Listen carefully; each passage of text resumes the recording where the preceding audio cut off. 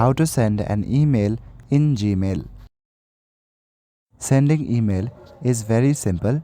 Firstly, open the Gmail app on your device and make sure that you are signed in with your Google account.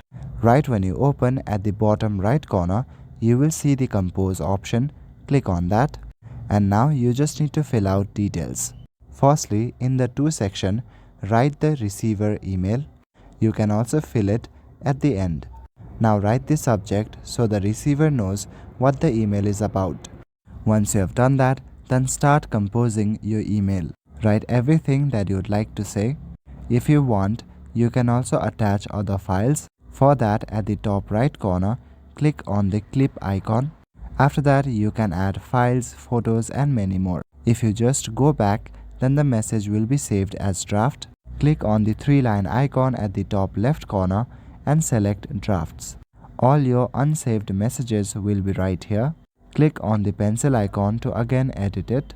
Now write the receiver email and click on the paper plane icon at the top right corner. This will send your email to the receiver mail. That's all for today. Thank you.